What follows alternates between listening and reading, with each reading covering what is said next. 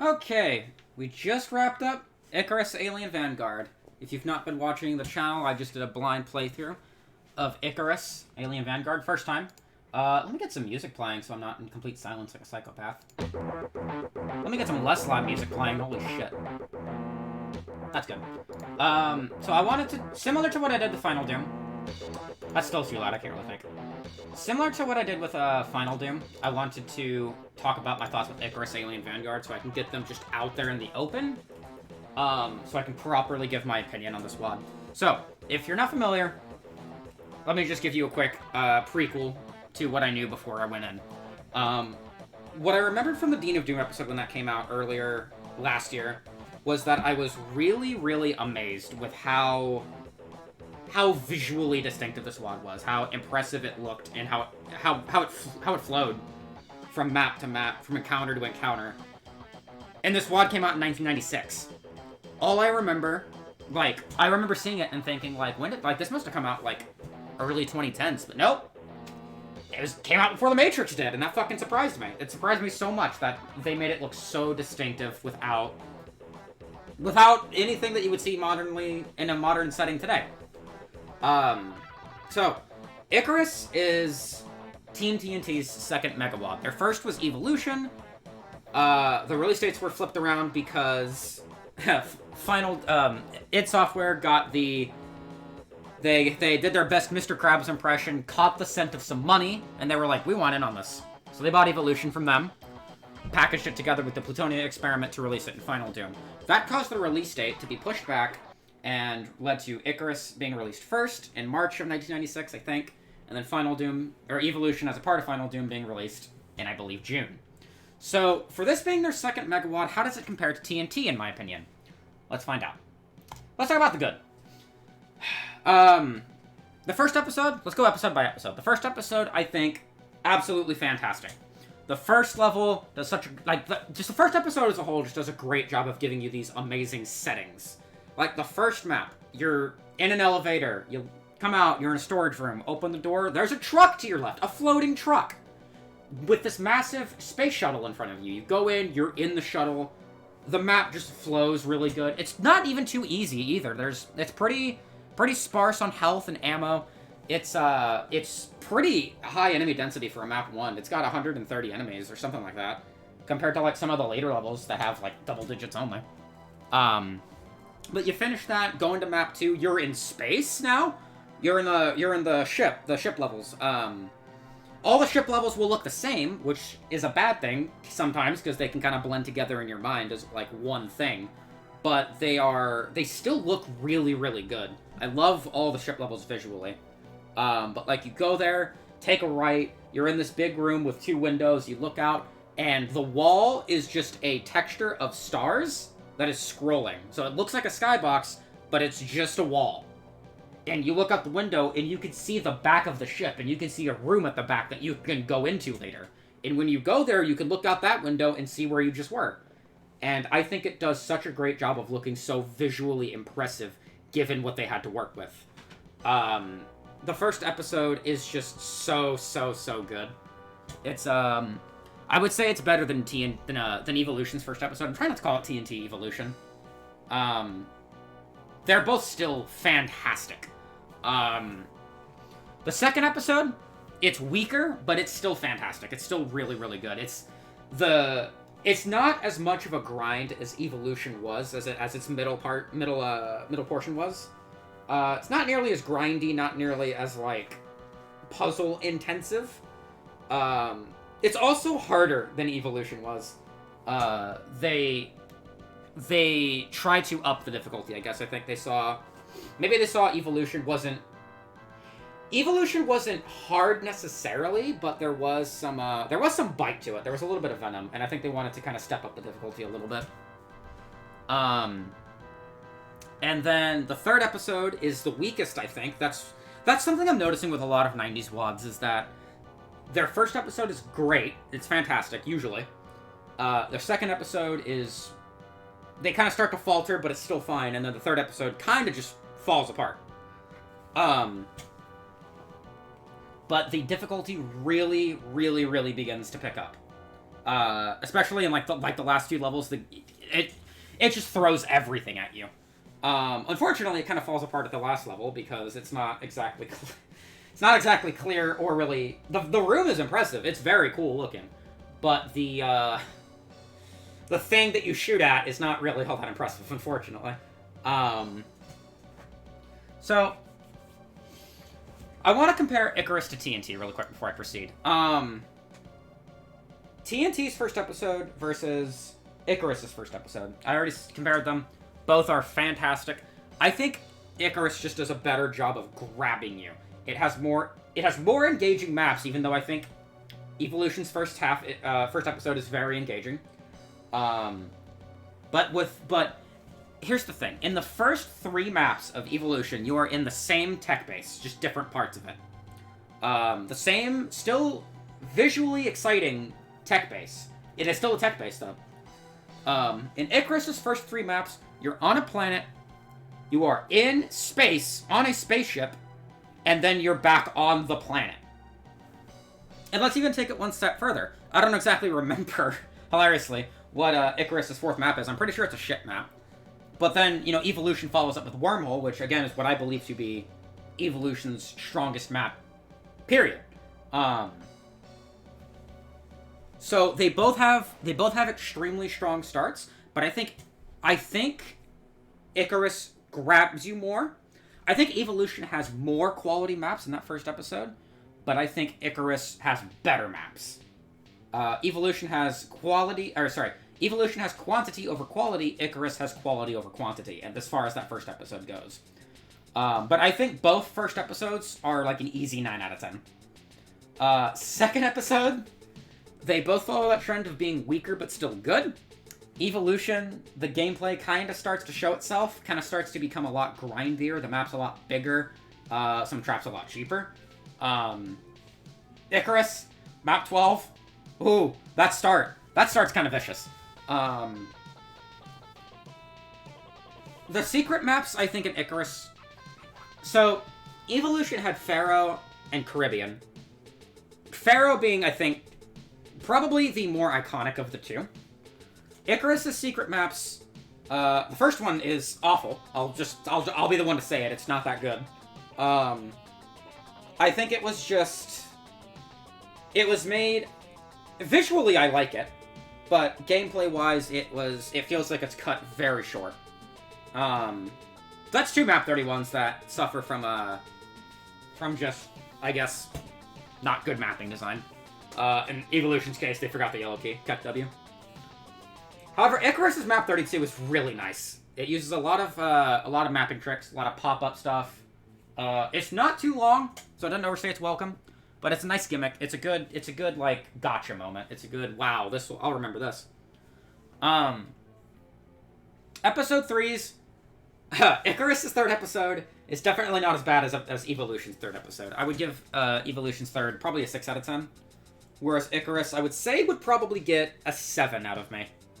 The beginning of episode 3 in Icarus is not fantastic. But it does pick up a lot at the end. Icarus's last couple of levels are really, really good. I mean, I guess the same with Evilution. Except the lows are much lower and the highs are not as high. So overall, I gave Evilution an 8 out of 10. I think I would give Icarus probably an 8.5 or a 9. I think 8.5 sounds more reasonable. Because, it's not... I think it's better than an 8, but it's not quite a 9. I think I'd give it an 8.5. That's what I would think. So there's one more thing I want to touch on. There's not really many thoughts I need to really give out. I think it's kind of point to point. Kind of just point blank. I started a spreadsheet, keeping track of my favorite and least favorite levels in Doom. So right now I have it blocked with this wonderful picture of Squidward, getting himself some coffee. This is, I think, an image we can all relate to. But, it's a spreadsheet that I've called my Doom Hall of Fame, Game, and Shame. What does that mean? I will show you. What I believe the strongest map, for me personally, in Icarus Alien Vanguard is map 1, Shuttlecraft. I really, really think that no map grabbed me quite like map 1 did. There's plenty of great maps in this WOD, but none of them had me, like, wowed like Shuttlecraft did.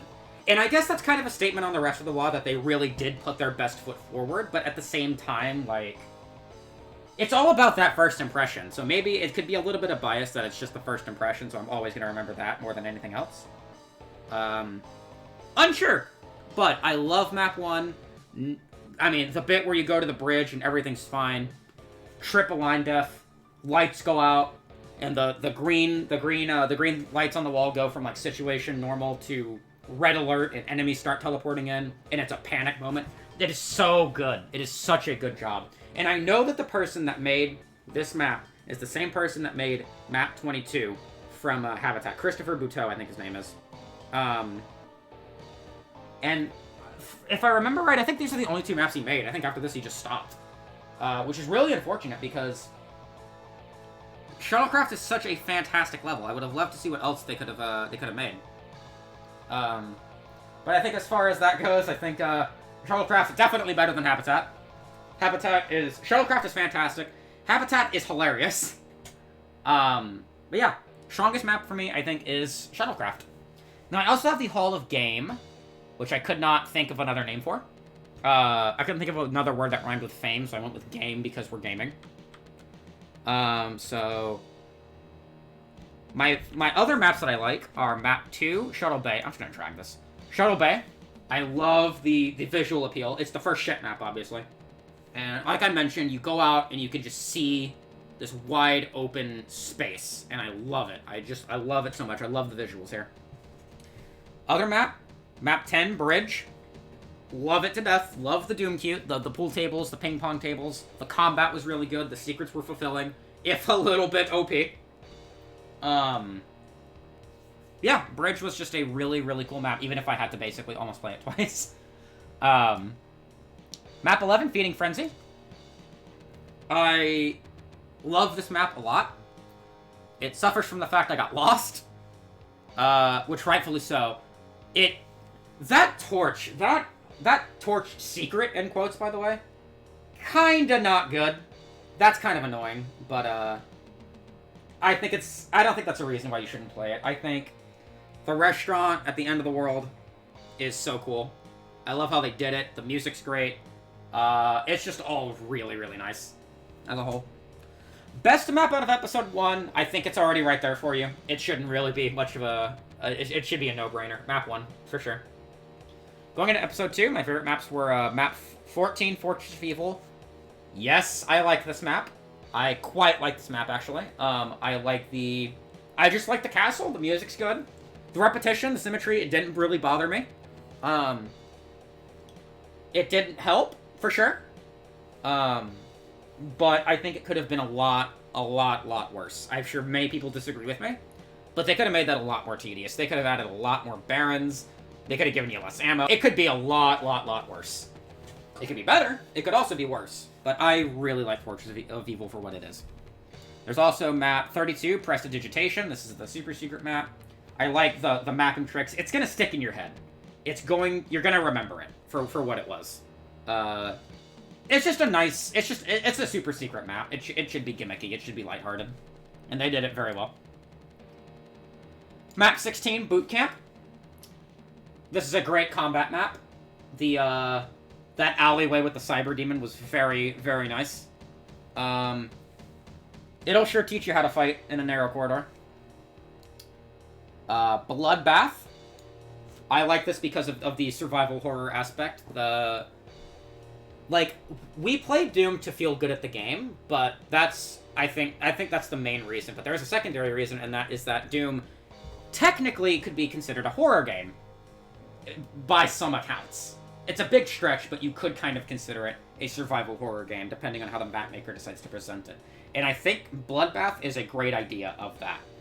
That you're not necessarily outnumbered, but you're out-ammoed for sure, I think. The ammunition's pretty light if you don't find the secrets, which I didn't. I didn't find the BFG.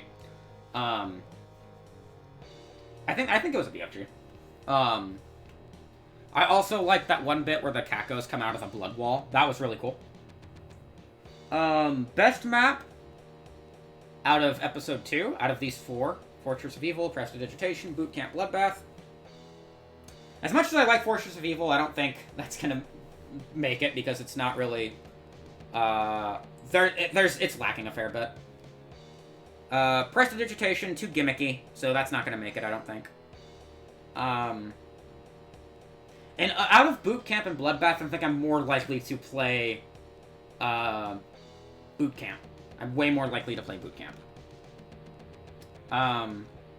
So the next maps, I think so far we got Shuttlecraft and Boot Camp.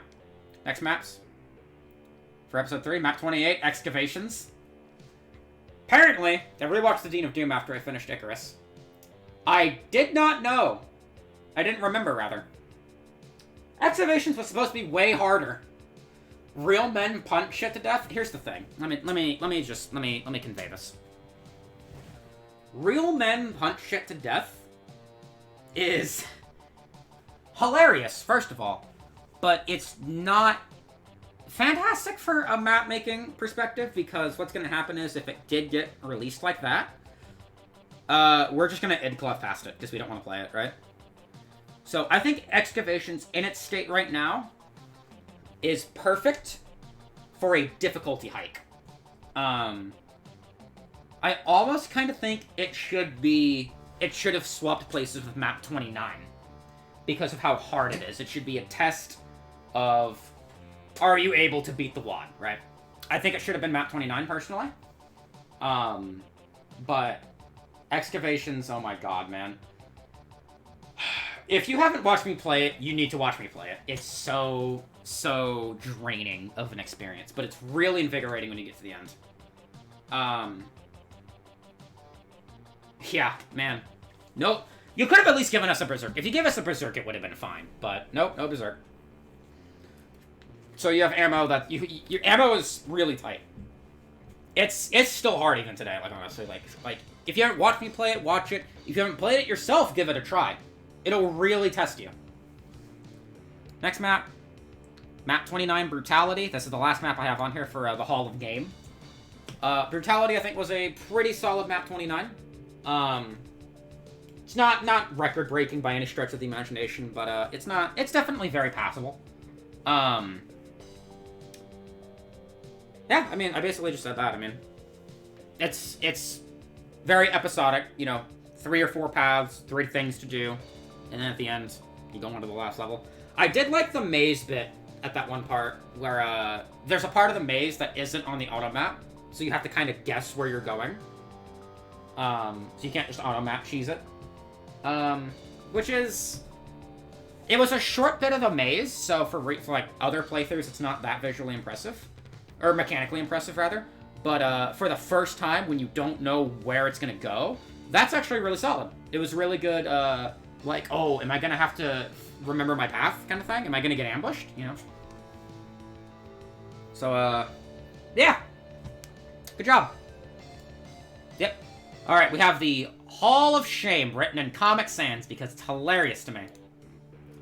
Hall of Shame is generally what I believe to be the weakest map in any given WoW. That's why you see Icarus, Alien, Vanguard here 3 times, because, I have, to the left here that you can't see, I have, Plutonia and TNT and other WoWs as well.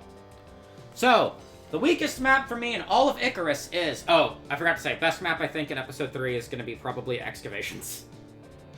Yeah. Weakest map overall? Map 31, Great Balls of Fire. I'm sure everybody saw this coming. It's like, the thing is, like, here's my thing. I'm gonna compare this to Habitat from Evilution. Habitat's bad. Habitat's funny, though, right? Lunar Mining Project and Quarry both, had they been put earlier in the WoD, they would have been fine. Baron's Den is questionable. But Great Balls of Fire is like none of those things. Great Balls of Fire is just pure uninterest. It's just not... It's not a great map by any means at all. I can't really vouch for it. Visually, it looks great. That's about all it's got going for it. And unfortunately, visuals can't really equate to I enjoy pushing buttons at this time. So, Icarus Alien Vanguard. Fantastic WAD. Really glad I played it. I think it was a really big step up from Evilution. And I look forward to seeing what else Team TNT had, because this is 1996, and it's currently 2022. I'm looking forward to see what TNT did put out after this that I can play. So yeah. That's Icarus. 8.5 out of 10. I prefer it to, I guess technically so far it's technically my favorite Mega WAD, but yeah. Fantastic stuff. Those are my thoughts on Icarus Alien Vanguard. Should you play it? Yes. You absolutely should. Peace, boys.